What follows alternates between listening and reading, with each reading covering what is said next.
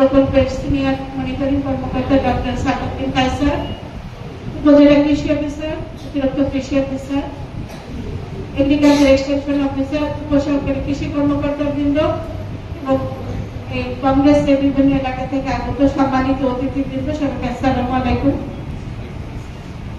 আপনারা মোটামুটি অনেক কিছু শুনলেন। মেন কথা হলো এটা হচ্ছে কৃষি বিভিন্ন জিনিস পরিবর্তিত হয়ে গেছে, কৃষি আগের মতো নাই। এই পরিবর্তনের ফলে একাধারে যেমন উৎপাদন বেড়েছে সেটা সত্য, কিন্তু তার সাথে সাথে ক্ষতির পরিমাণটা আরো বেশি। আপনি তো জীবন দিয়ে ফসল করবেন না। এখন আমাদের যে অবস্থা আসছে, এখন আমাদের হচ্ছে বেশি উৎপাদন বনাম মানুষের স্বাস্থ্য, এরকম মানে মুখোমুখি দাঁড়ায় গেছে, বুঝতে পারছেন? মুখোমুখি দাঁড়ায় গেছে, সে বিষয়টাকে এখন নজরে আসছে। আর এই কারণে সরকার এখন কোটি কোটি টাকা ব্যয় করে এই প্রকল্প করেছে।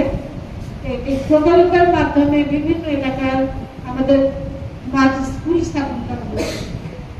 এই স্কুলে আমাদের বিভিন্ন পর্যায়ের কর্মকর্তারা আমরা যাই এবং কৃষকদের সাথে মত বিনিময় করি, তাদেরকে শেখানোর চেষ্টা করা হয়।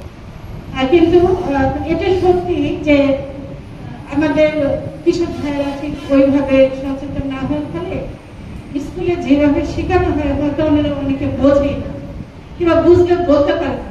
ঠিক আছে, হয়তো বুঝতে পারছেন কিন্তু বলার যে দক্ষতা, এটা তো আমাদের অভ্যাস নাই।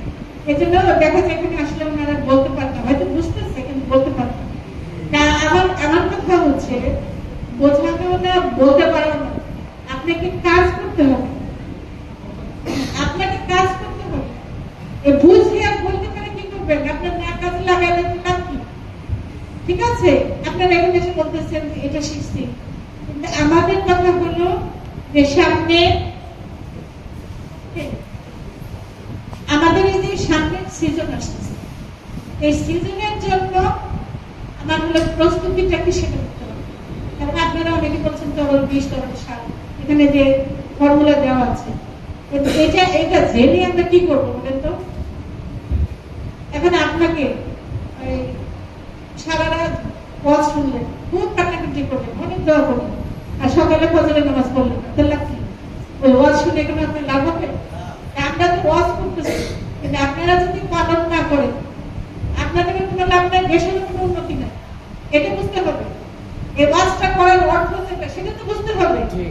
এই বিষয়ে আপনারা কাজ করেন। এখন আমাদের বিভিন্ন সাংবাদিক আছেন,